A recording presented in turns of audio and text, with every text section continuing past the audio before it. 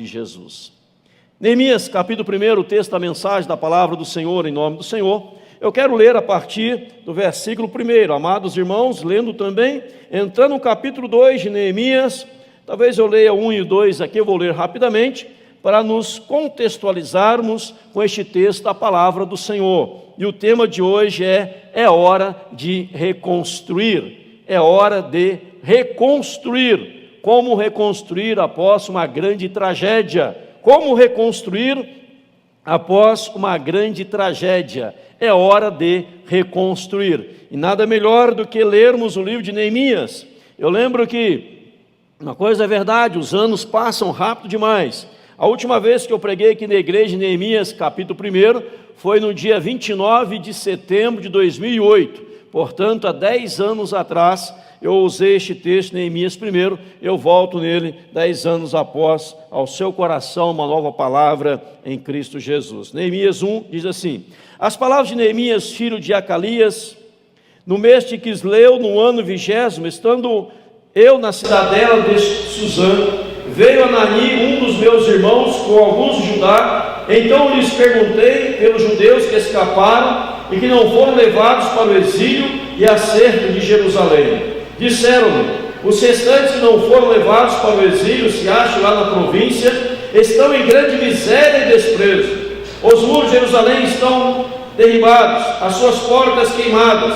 Então, tendo eu ouvido essas palavras, assentei-me, chorei e lamentei por alguns dias, e estive jejuando e orando perante o Deus dos céus, e disse: ah, Senhor Deus dos céus, Deus grande e temível, que guardas aliança e misericórdia para com aqueles que te amam e guardam os seus mandamentos. Estejam, pois, atentos os teus ouvidos e os teus olhos abertos, para acudires à oração do teu servo, que hoje faço a tua presença dia e noite, pelos filhos de Israel, teus servos, e faço confissão pelos pecados dos filhos de Israel, os quais temos cometido contra ti, pois eu, a casa de meu pai, temos pecado.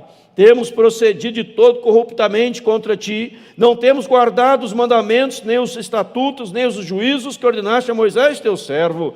Lembra-te da palavra que ordenaste a Moisés teu servo, dizendo: se transgredirdes, eu vos espalharei por entre os povos. Mas se vos converterdes a mim e guardardes os meus mandamentos e os cumprires, então, ainda que os vossos rejeitados estejam pelas extremidades do céu, de lá os ajuntarei e os trarei para o lugar que tenho escolhido para lhe fazer habitar o meu nome. Estes ainda são teus servos, e o teu povo que resgataste com teu grande poder e com tua mão poderosa. Ah, Senhor, estejam, pois, atentos teus ouvidos à oração do teu servo e à dos teus servos que te agrado de temer o teu nome. Concede que seja bem sucedido hoje o teu servo e dá-lhe mercê perante este homem. Neste tempo eu era copeiro do rei. No mês de Nissan, no ano 20º do rei Artaxerxes, uma vez posto o vinho diante dele, eu tomei para oferecer e lhe dei. Ora, eu nunca estivera antes triste diante dele. O rei me disse: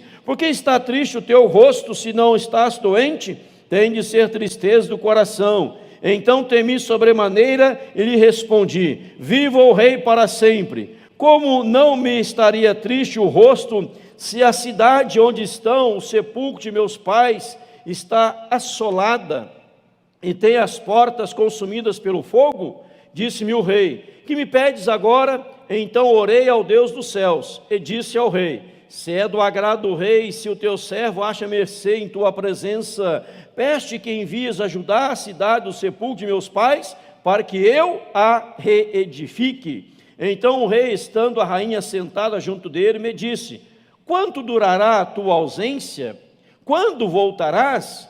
Aprove ao rei enviar-me e marquei certo prazo.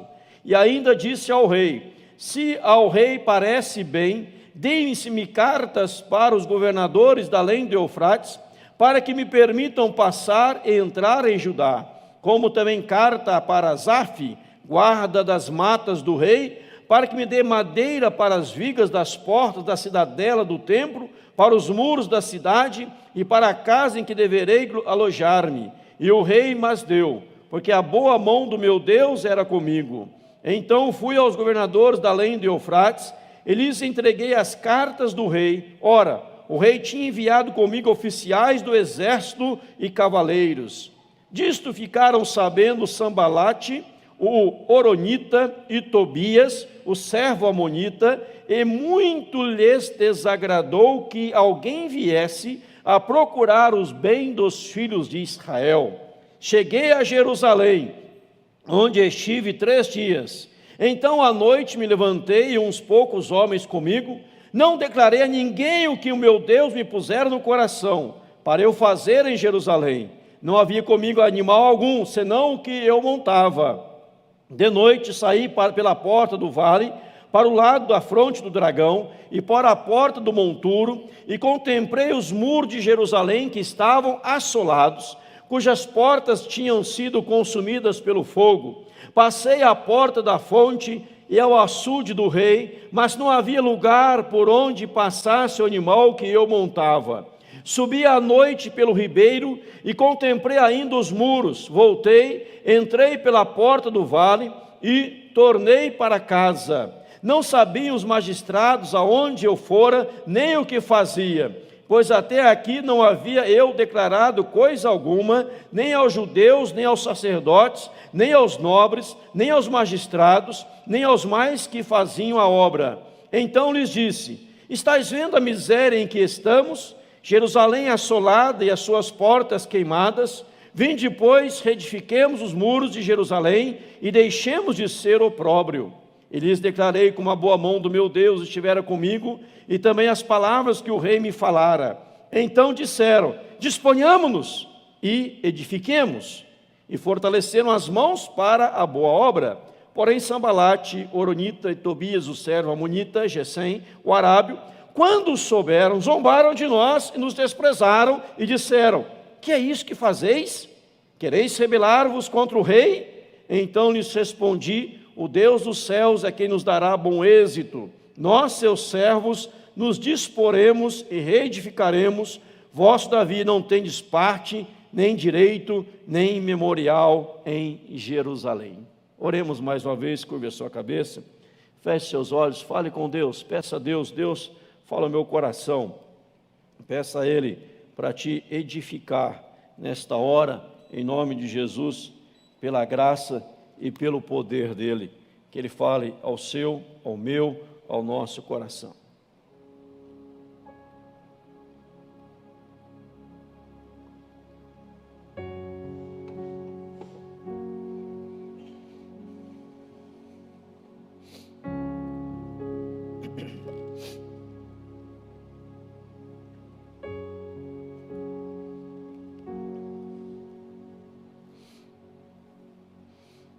Pai querido, em nome de Jesus, fala no nosso coração, Pai.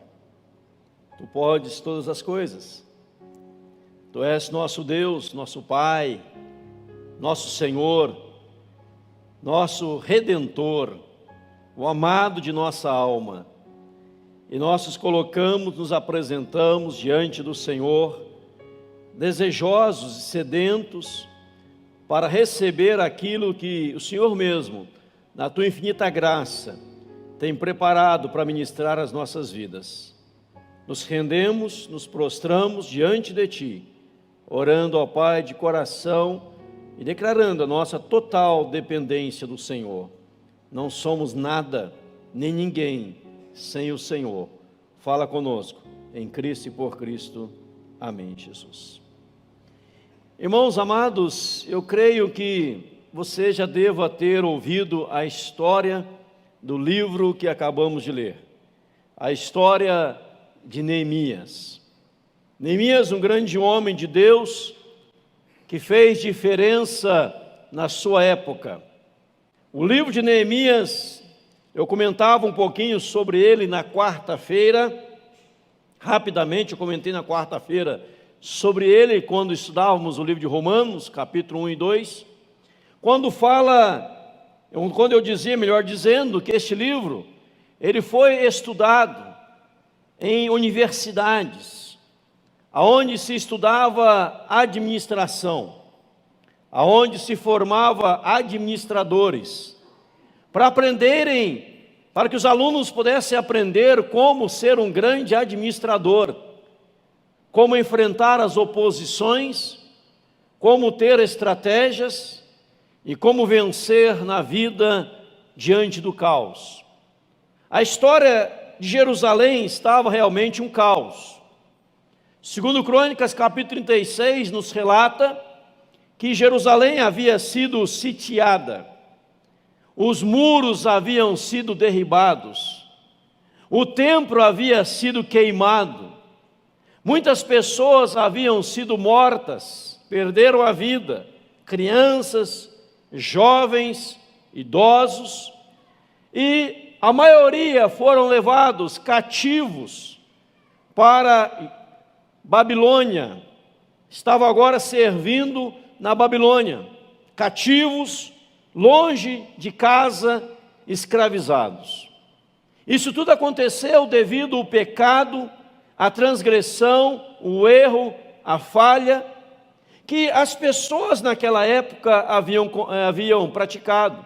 Abandonaram o Senhor, deixaram Deus de lado, deixaram o culto, deixaram a adoração, deixaram o serviço religioso, não prestavam mais culto a Deus, não reverenciavam mais a Deus, viviam longe dos caminhos, dos princípios, dos mandamentos do Senhor, e por causa disso o povo sofreu duramente.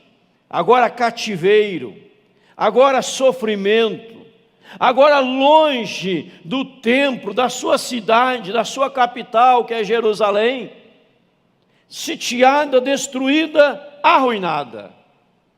E nós temos neste contexto todo um homem de Deus que se levanta, chamado Neemias. E Neemias se levanta como alguém para reconstruir a cidade de Jerusalém, para reconstruir aquela nação outrora destruída. E a pergunta que devemos fazer ao texto é: como podemos reconstruir?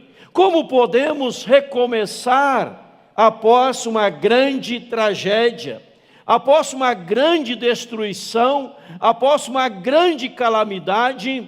Como nós podemos reconstruir? Como nós podemos recomeçar? Notem no texto que Neemias, ele parte de uma visão que não fica só na visão, mas numa visão acompanhada de ação. Ele começa a ter uma grande visão, um grande sonho, que Deus coloca no seu coração, e esta visão ele parte para a ação, ele parte para o trabalho, arregaça as suas mangas, e Deus começa a usá-lo de forma extraordinária. Eu digo, repito, tudo estava arruinado. Nós lemos aqui no capítulo 2, a partir do verso 11, que ele montava num animal, e o animal não conseguia andar, tamanho eram os destroços, os entulhos, a ruína da cidade, nem de animal ele conseguiu andar, teve que descer, ir a pé, porque o animal não conseguia andar por aqueles lugares. Mas se você der uma olhadinha, uma pincelada aí rapidamente, lá no capítulo 6, versículo 15, adiantando para o seu coração, diz assim o versículo 15, algo que era impossível, algo que era totalmente inconcebível. Mas olha o que diz o versículo 15 do capítulo 6 de Neemias. Acabou-se, pois, o muro, aos 25 dias do mês de Elul, em quantos dias? 52 dias. Os estudiosos, pesquisadores, teólogos, historiadores, dizem que a cidade estava arruinada, o caos estabelecido durante 120 anos. 120 anos, segundo os historiadores, teólogos, estudiosos. E agora 120 anos de destruição, pela ação e pela visão de alguém, tomada de ação, que não temeu a adversidade, não se acovardou. Agora, em 52 dias, todo o muro da cidade estava reconstruído. Você pode ler esse texto e dizer, mas como pode um negócio deste? É uma impossibilidade, é um milagre. Irmãos, quando nos dispomos a fazer a obra do Senhor, diante de uma visão estabelecida por Deus, e quando estamos dispostos a pagar o preço, Deus se encarrega do resto, em nome de Jesus. Se você está disposto, se há disposição no seu coração, na sua alma, se há alegria em servir ao Senhor, e se você quer fazer diferença, e quer reconstruir após o caos, quem sabe o caos seja a sua vida, sua empresa, sua família, a cidade ou o país, a igreja, o caos pode ser qualquer coisa, mas quando estamos dispostos a reconstruir, nós podemos fazer em um tempo recorde, em nome de Jesus. Porque Deus derrama a sua bênção, Deus derrama a sua graça, e o poder de Deus é algo extraordinário sobre nós, em nome de Jesus. Quais foram os passos tomados por Neemias, para que em 52 dias, o que estava destruído fosse reconstruído em apenas 52 dias, num tempo recorde? As pessoas certamente que haviam passado por ali, 120 anos contemplando a ruína, a miséria, a pobreza, agora passavam por aquele lugar, ficavam abismadas, sorriam, aplaudiam e diziam, como isso foi possível? Porque Neemias ele deu alguns passos. O primeiro passo que Neemias deu, quero falar de 6 nessa noite. O primeiro passo foi a sua preocupação com o estado do povo de Deus. A sua preocupação com o estado do povo de Deus. Nós lemos aqui em Neemias, no versículo 11 do capítulo 1, no finalzinho, diz que Neemias, ele era copeiro do rei, ele era aquele que servia ao rei, ele era aquele que vivia no palácio. Então, se Neemias vivia num palácio, ele vivia num lugar muito bom. Mas no capítulo 1, verso 1 e 2, eu leio novamente, diz assim, as palavras de Neemias, filho de Acalias, no mês de Quisleu, no ano 20, estando eu na cidadela de Suzã, veio Anani, um de meus irmãos, com alguns de Judá. Então, olha a preocupação, lhes perguntei pelos judeus que escaparam e que não foram levados para o exílio e acerca de Jerusalém. Lembra que eu falei que a cidade foi sitiada, as pessoas, alguns foram mortas, outros levados para o exílio. Agora ele pergunta acerca daqueles que escaparam e que não foram levados para o exílio e acerca da cidade de Jerusalém. Verso 3, disseram-me, os restantes que não foram levados para o exílio e se acham lá na província, estão em miséria, grande miséria e desprezo. Os muros de Jerusalém estão derribados e as suas portas queimadas. Veja que Neemias, ele está preocupado com a situação do povo de Deus. Irmão e irmã, não tem como reconstruir se não houver em nós, em primeiro lugar, uma preocupação com o próximo, uma preocupação com as pessoas, uma preocupação com o povo de Deus. Neemias, ele poderia se acomodar dizendo assim: eu estou aqui no palácio, eu estou servindo ao rei, eu sou o copeiro do rei, logo moro num palácio, tenho aqui a melhor comida do mundo, a melhor bebida do mundo, tenho o privilégio. É verdade, eu sou simplesmente um copeiro, mas é melhor ser um copeiro no palácio do que estar lá em Jerusalém, no meio dos destroços, no meio da miséria, no meio da pobreza, passando necessidade. Ele poderia ter pensado desta maneira, mas Neemias, havia algo que ele não tinha. Ele não era um homem egoísta, ele não era um homem avarento, não era um homem vaidoso, não era alguém que pensava apenas no seu bem-estar, na sua própria vida, na sua comodidade. Ele não pensava na sua acomodação, ele pensava, ele se preocupava com o povo de Deus. Anani veio até ele. Como estão? Lhes perguntei, pelos judeus que escaparam, como que eles estão? Ele recebe o relatório de Anani, ele recebe o diagnóstico, ele recebe o relato. Olha, eles estão em desprezo, eles estão em miséria, os muros estão derribados, as portas do templo e dos muros estão derribadas, queimadas, a sua cinza e pobreza.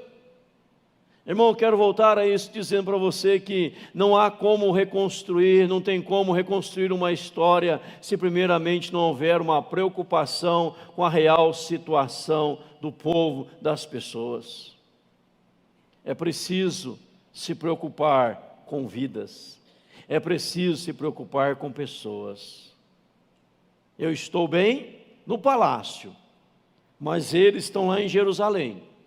Eles não foram levados cativos. Como é que eles estão? Após o relatório, Neemias deu um segundo passo, que foi a sua empatia para com aqueles que sofriam. Olha no texto a empatia de Neemias. Verso 4, diz assim: tendo eu ouvido estas palavras, assentei-me, chorei, lamentei por alguns dias, e estive jejuando e orando perante o Deus dos céus. Diz aqui o texto sagrado, meu irmão, minha irmã, que ele, tendo ouvido aquelas palavras, ele se assenta, ele chora, ele lamenta, e ele jejua e ora perante o Deus dos céus. A empatia,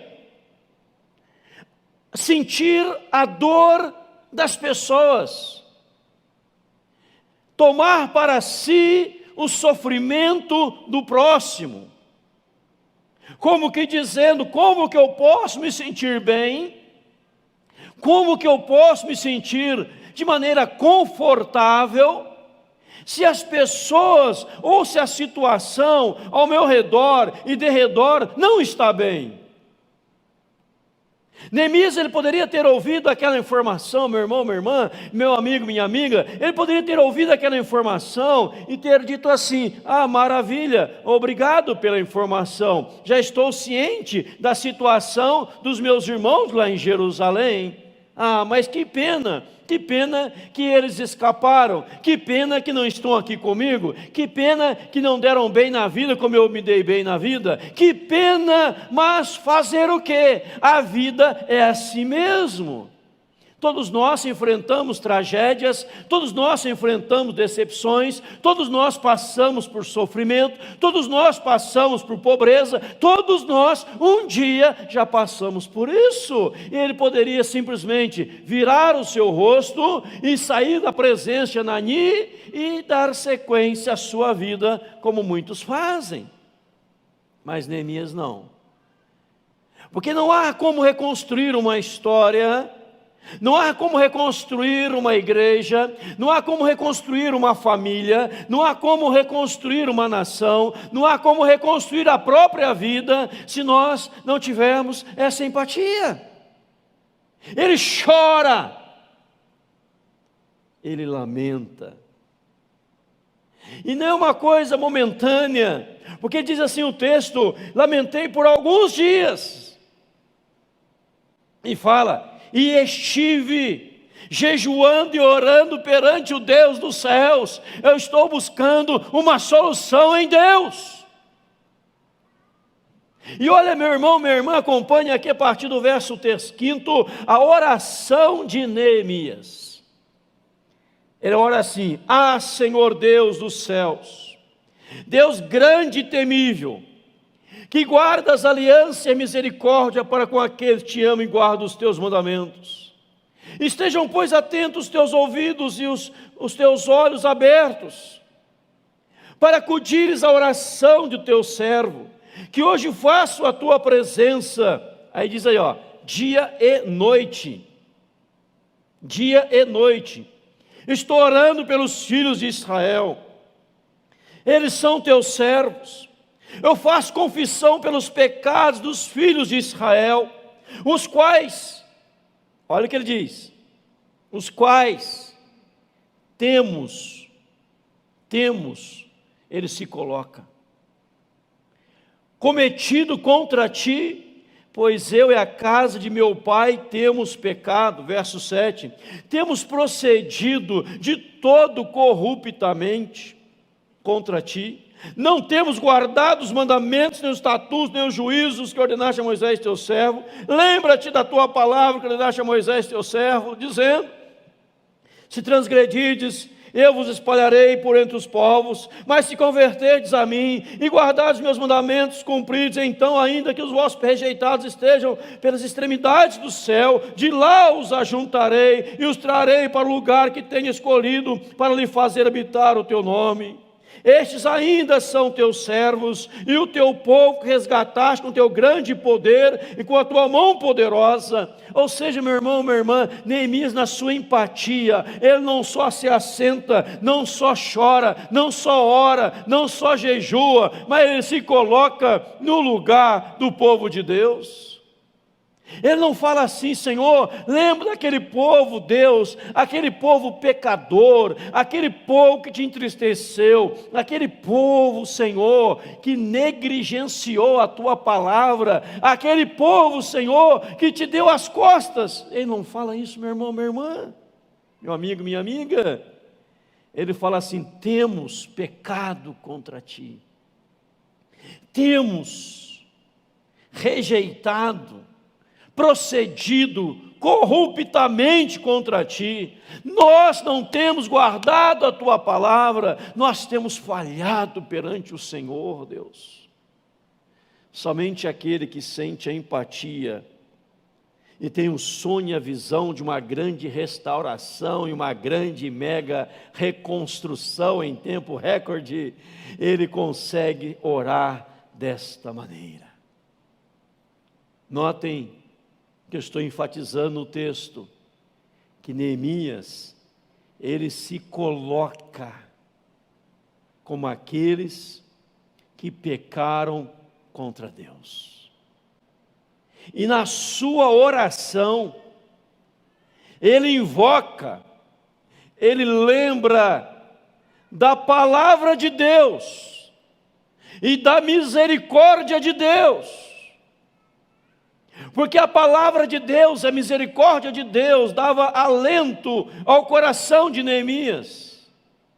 Ele fala: Deus, lembra-te da tua palavra, porque a tua palavra diz: se pecarmos, o Senhor irá nos espalhar, mas se nos arrependermos, e se confessarmos a ti o nosso pecado, o Senhor iria nos ajuntar nas extremidades da terra, o Senhor iria nos reaproximar novamente, Deus.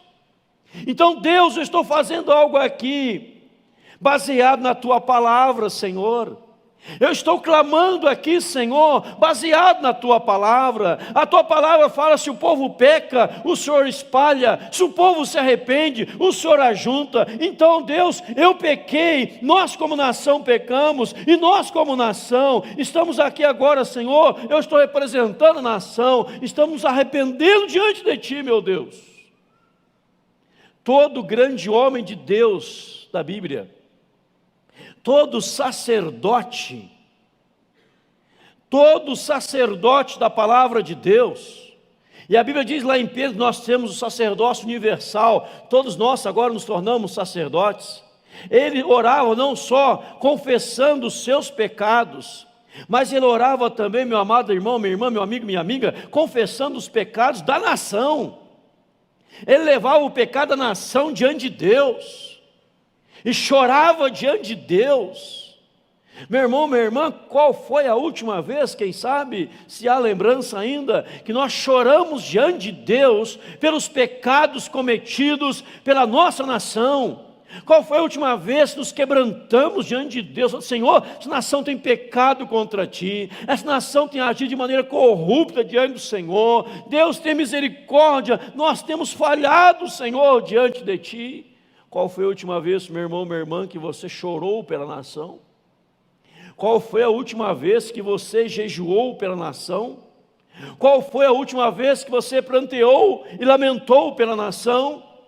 Qual foi a última vez que você ficou abismado diante de tudo e foi à presença do Senhor, lembrando Ele, o Eterno, da sua palavra bendita, poderosa e maravilhosa, que Deus pode restaurar, Deus pode mudar, Deus pode renovar, Deus pode reconstruir, em nome de Jesus. Ele se comove, Ele revela a sua total empatia. O povo está sofrendo, eu estou sofrendo, porque eu faço parte deste povo. Ele não diz lá o povo, eu aqui, não, ele fala nós, porque ele sentia parte integrante do povo. E é assim, irmão e irmã, que nós devemos sentir em nome de Jesus. Nós somos parte da grande nação de Deus, nós somos parte do grande povo de Deus, em nome de Jesus, amém, irmãos? Nós somos parte.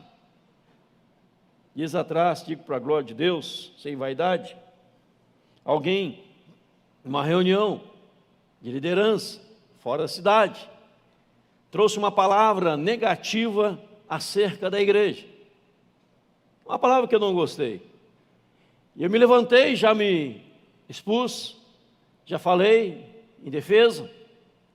Depois a pessoa me procurou à parte, disse: pastor, eu não falei do senhor, falei da igreja. Eu falei: não tem diferença, falar da igreja e falar de mim é a mesma coisa, porque eu sou também a igreja. E é assim que o cristão tem que ser. Se fala da igreja, falou de mim. Se fala da igreja, falou de você. Porque nós somos a igreja em nome de Jesus. Não tem como separar uma coisa da outra. E Neemias estava se colocando aqui como parte da grande nação de Deus. E na sua oração, lembrando da misericórdia, da restauração que começa quando há quebrantamento em nome de Jesus. Certa feita uma igreja fez um culto, eu fiquei sabendo depois, era o culto do quebrantamento, onde as pessoas estavam se quebrantando diante de Deus e confessando pecados da nação diante do Senhor. E segundo me contaram, após aquilo, houve um avivamento naquela igreja em nome de Jesus. Nós estamos chorando pela nação, clamando pela nação, lamentando pela nação. Mas Neemias, em terceiro lugar, ele toma um terceiro passo, ele dá um terceiro passo. Olha o que diz aqui, no verso 11, capítulo 1. Ah, Senhor, estejam, pois, atentos os teus ouvidos à oração do teu servo, e à dos teus servos que se agradam de temer o teu nome. Concede que seja bem sucedido hoje o teu servo, e dá-lhe mercê perante este homem. Neste tempo, eu era copeiro do rei. capítulo 2, verso 5. Se é do agrado do rei, e se o teu servo acha mercê em tua presença, pede que me envies ajudar a cidade do sepulcro de meus pais, para que eu a reedifique. Terceiro passo que Neemias dá. Primeiro passo, ele se preocupa com o povo, quer saber a história do povo, como está a nação. Segundo lugar, ele mostra e revela a sua empatia para a nação. Em terceiro lugar, ele se dispõe como instrumento nas mãos de Deus para reconstruir a nação outrora arruinada. Isso aqui, eu creio, irmão, irmã, que é a coisa mais linda do texto, em nome de Jesus.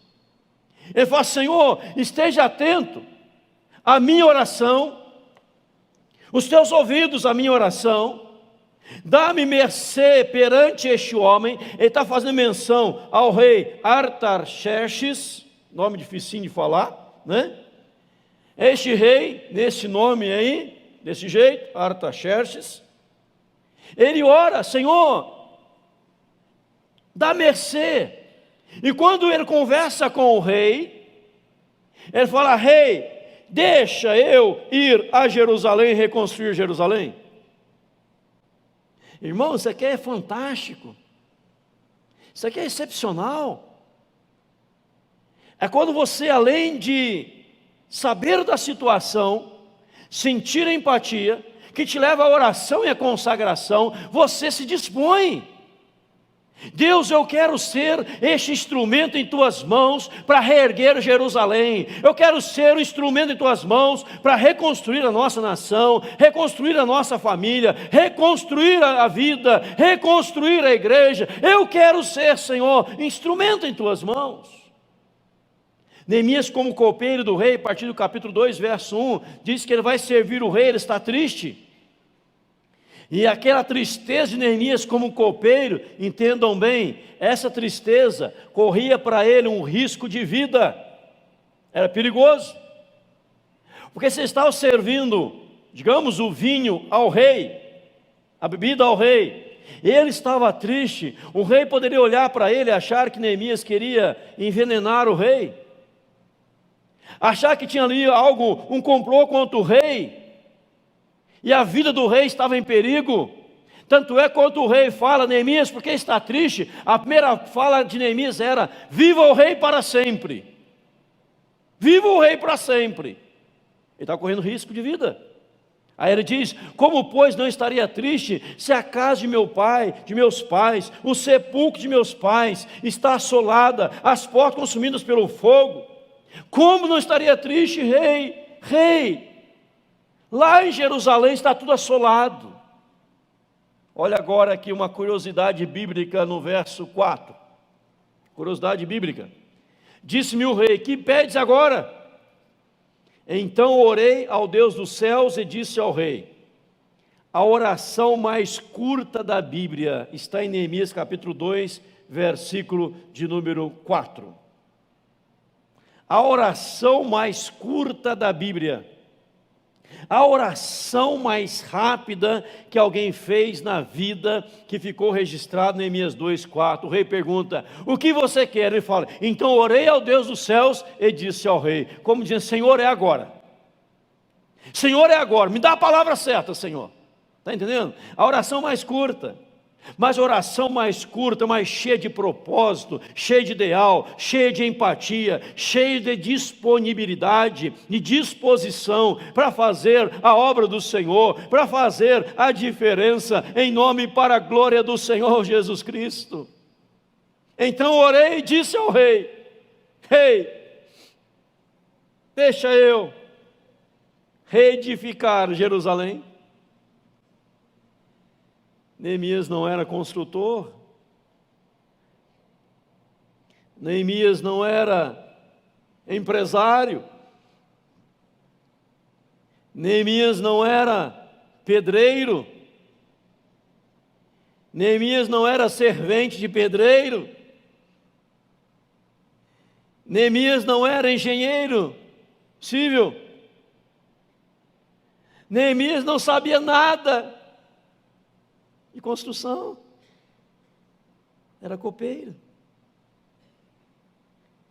Mas Neemias entende uma coisa: quando nós nos dispomos nas mãos de Deus para reconstruir, Deus nos capacita em nome de Jesus. Amém, irmãos? E olha no texto a graça de Deus concedida a Neemias. O rei dá para ele a permissão para ir. No versículo 8, final diz assim: porque a boa mão do meu Deus era comigo, e porque a boa mão de Deus era com ele. Ele fala: rei, eu preciso de mais duas coisas. O que, Neemias? Eu preciso de cartas, para que as pessoas me deixem entrar em Judá, e cartas para Asaf, que é o guarda da mata do rei. Diz o verso 8, carta para Asaf, guarda das matas do rei, para que me dê madeira para as vigas e portas da cidadela do templo. Olha aí, verso 9, fui aos governadores da além do Eufrates, lhes entreguei as cartas do rei. Ora, o rei tinha enviado comigo oficiais do exército e o quê?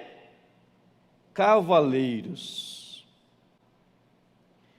Irmão, creia numa coisa: se houver disposição na sua vida em fazer a diferença, tudo que você precisar, Deus colocará em suas mãos em nome de Jesus. Podia sair um amém pelo menos melhorzinho, né? Talvez não tenha entendido, eu vou te falar de novo, porque às vezes o som aqui, microfone, não saiu aí, né? Se houver disposição na sua vida para fazer a obra do Senhor, tudo que você precisar, Deus coloca na sua mão. Amém. Tudo!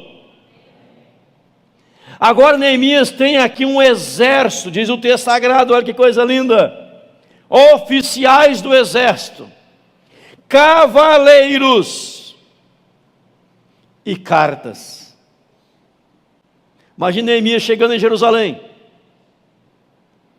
O que você veio fazer? Eu vim aqui mandado pelo rei, aqui a carta de autorização para entrar. Vim reconstruir Jerusalém. Eu vim aqui mandado por Deus, pelo rei, tem carta do rei para entrar. Já passei ali no Asaf, e o Asaf me deu autorização para pegar madeira das matas do rei. Que coisa linda! E um copeiro chega sendo conduzido por um exército, por oficiais, por cavaleiros, com uma potência, tão somente porque ele se dispôs a fazer a obra de Deus. Dias atrás eu preguei sobre Moisés, vocês irmãos lembram? Não lembro se foi domingo passado ou retrasado. Foi um dos cultos. Moisés se dispôs, mas começou a dar desculpas. Eu não consigo, não posso, sou gago, sou pesado. E Deus se acendeu a ira. Irmão, Deus quer te usar para reconstruir a história da nação. Mas pastor, eu não sou político. Irmão, a mudança não começa lá em cima, começa aqui, com você, eu, nós, em nome de Jesus. Mas para haver essa mudança, nós precisamos dispor. Quem sabe a sua família está um caos.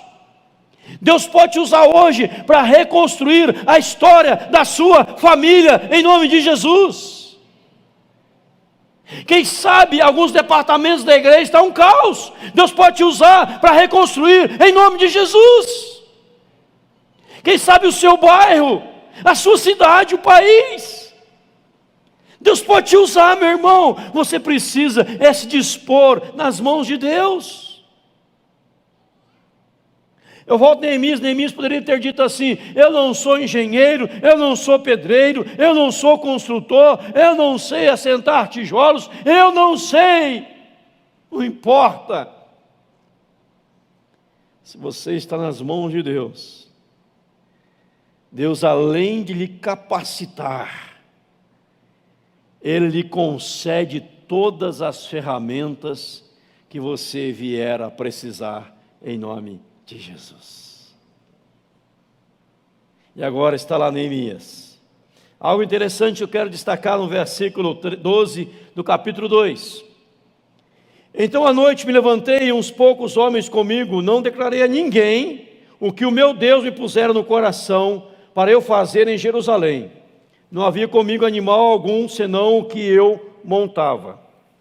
Não declarei a ninguém o que o meu Deus me pusera no coração para eu fazer em Jerusalém. Quarto lugar, Neemias tem sabedoria para saber a hora certa, para revelar o que Deus havia colocado no seu coração para fazer em Jerusalém. Eu chamo isso de sabedoria. Ele não foi simplesmente falando a todo momento, a toda hora, a toda circunstância, situação. Ele guardou no seu coração o que Deus lhe havia revelado, não fala para ninguém e espera o momento certo para revelar. Sabedoria. A Bíblia fala de José do Egito. Deus revela a José do Egito um sonho, ele vê o sol se prostrando perante ele, as estrelas. Ele vai e conta para os seus irmãos, os irmãos ficaram enciumados. Talvez se José não tivesse contado, não teria enfrentado tantos problemas. Aqui o texto sagrado nos ensina que Neemias não fala, ele espera a hora certa.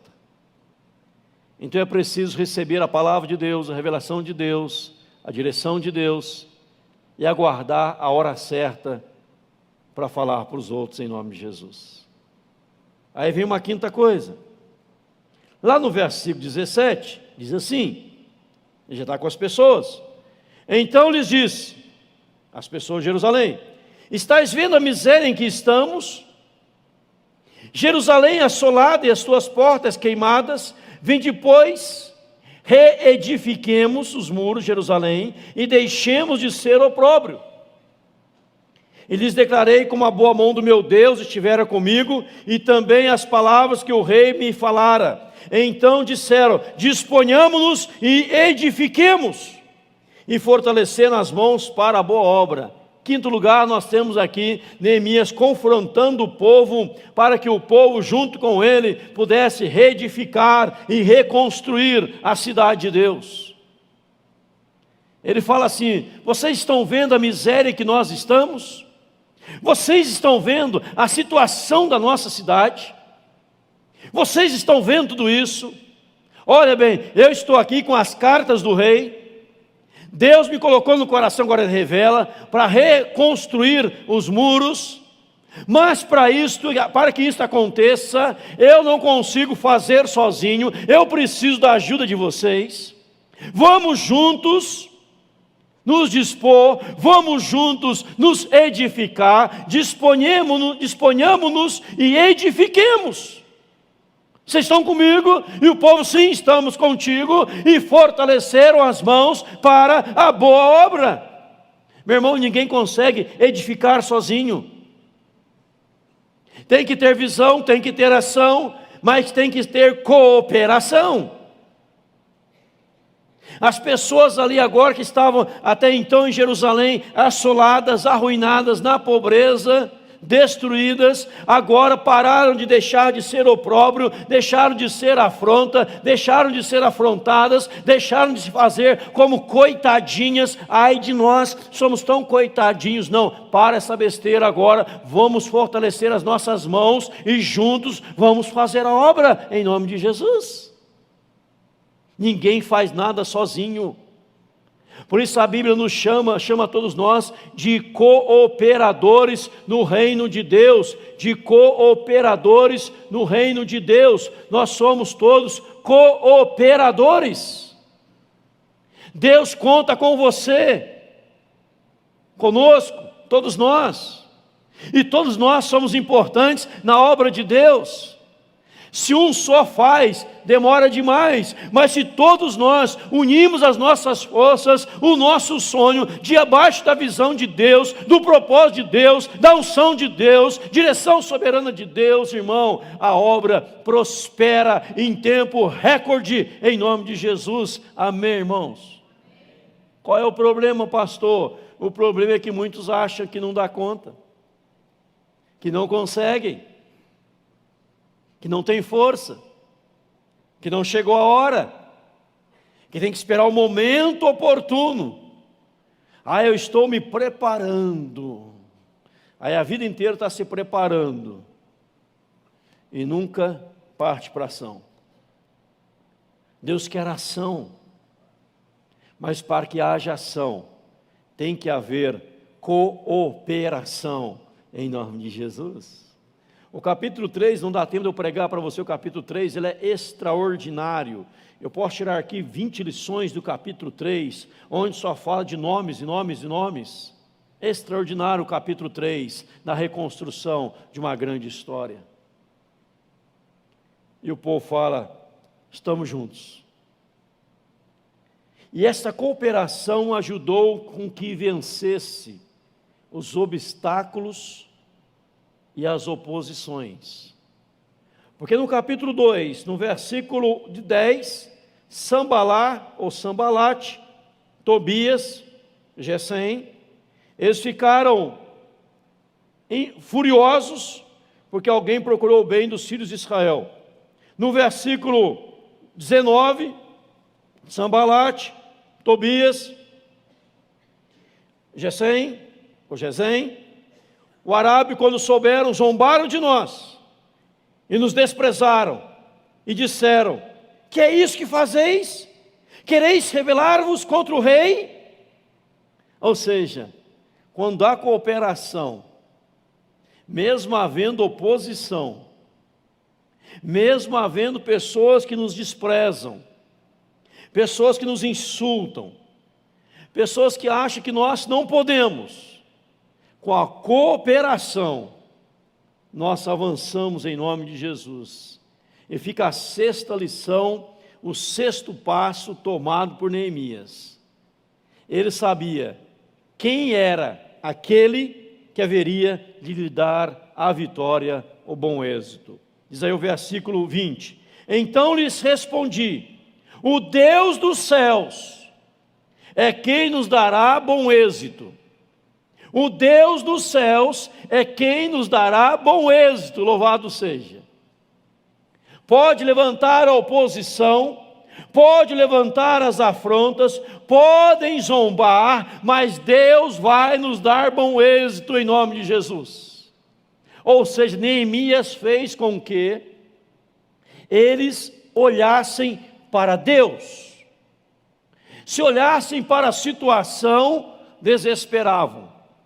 Se olhassem para a oposição, se acovardavam. Mas quando olhavam para Deus, avançavam em nome de Jesus. Meu irmão, tem muita gente se acovardando porque olha para a oposição. Tem muita gente naufragando porque olha para a situação. Mas para quem olha para Deus, caminha de cabeça erguida na certeza da vitória em nome de Jesus. Porque Deus nos dará o bom êxito em Cristo e por Cristo Jesus. Amém, irmão? Deus que vai dar bom êxito, a vitória vem de Deus, a conquista vem de Deus. Eu repito para você, Neemias não era engenheiro, não era construtor, não era pedreiro, nem servente de pedreiro, mas ele tinha Deus com ele tinha o sonho de Deus, ele tinha a visão de Deus, ele tinha propósito, ele tinha disposição. E ele confrontava as pessoas, vamos juntos, vamos parar de ser opróbrio, vamos parar de ser motivo de zombaria dos outros, vamos edificar Jerusalém, vamos reerguer Jerusalém, Deus está conosco, Deus vai nos dar a vitória, nós estamos juntos, povo de Deus. E o povo se uniu, meus irmãos, as pessoas se uniram, e o que aconteceu? 52 dias, os muros estavam reconstruídos e as portas foram colocadas. 120 anos na miséria. 52 dias, tudo reconstruído. O que falta é visão acompanhada de ação, crendo no poder de Deus, em nome de Jesus. Nós podemos revolucionar a cidade de Cascavel. Nós podemos revolucionar os bairros dessa cidade com as nossas células. Nós podemos revolucionar o estado do Paraná. Nós podemos nos tornar exemplo e modelo para a glória de Deus, para todo o país, se nos unirmos em prol da obra de Cristo, em nome de Jesus. Se deixarmos de lado as impossibilidades, e que a impossibilidade não faça mais parte do nosso vocabulário. Certa feita, um pastor chamado Ricardo Gondim, ele dizia para nós, numa pregação, há uns 25 anos, 30 anos atrás, que eu ouvia, que teve uma reunião com a sua liderança, e ele disse para os seus líderes liderados: não usaremos em nosso grupo de liderança a palavra é impossível, não dá e não podemos. Não usaremos essas palavras, usaremos apenas Deus pode, e se Deus revela o sonho, Deus dará as condições, e tudo vai dar certo, Deus dará bom êxito, em nome de Jesus. Com a cooperação de todos, de Neemias, que sai lá do palácio da Babilônia, e vem para restaurar Jerusalém, daqueles cativos que estavam em miséria e desprezo, são unidos, todos fortaleceram as suas mãos, todos se dispuseram, todos começaram o trabalho, a obra de Deus foi feita em nome de Jesus, em 52 dias. Talvez a sua reconstrução pode se dar num dia. Eu lembro de alguém que certa feita chegou ao gabinete, hoje está em outro estado, outra cidade, cabeça desfigurada, rosto desfigurado, abatido, cabisbaixo, sofrendo.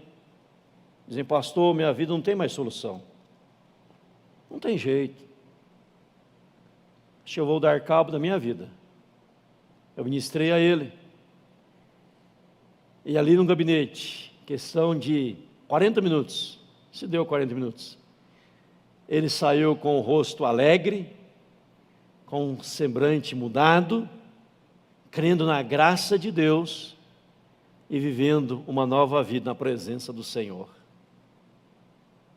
Começa com a visão, começa com a ação,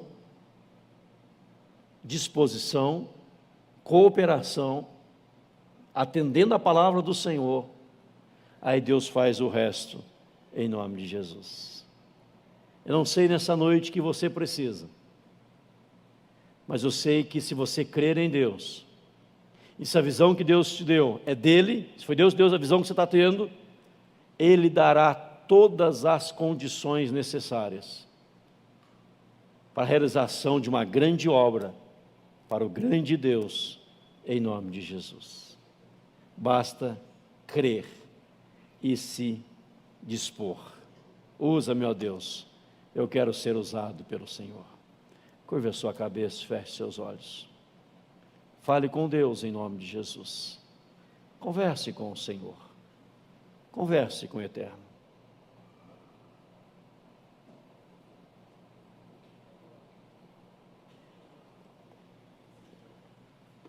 Converse com Deus.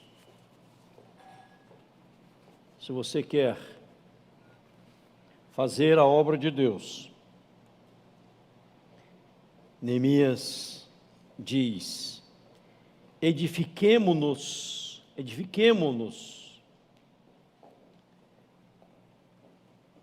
disponhamo-nos, edifiquemos, e fortaleceram as mãos para a boa obra. Eu não sei o que está em ruína na sua vida. Eu não sei quantos anos há algo destruído em você. Mas eu sei que hoje Deus pode reconstruir, bastando você querer. Ah, Deus, me faltam as condições necessárias. Deus dará todas elas. Neemias não tinha nada. Agora estava com autorização, com as cartas, com oficiais do exército com ele. Ele estava com um grande exército de cavaleiros, tudo que precisava na obra de Deus. Talvez você se ache incapaz, ache que você não dá conta. Eu quero desafiá-lo a confiar em Deus. E Deus pode reconstruir a história do seu bairro, do seu condomínio, do seu prédio, começando com a reconstrução da sua vida, em nome de Jesus. Basta dispor nas mãos de Deus, em Cristo Jesus.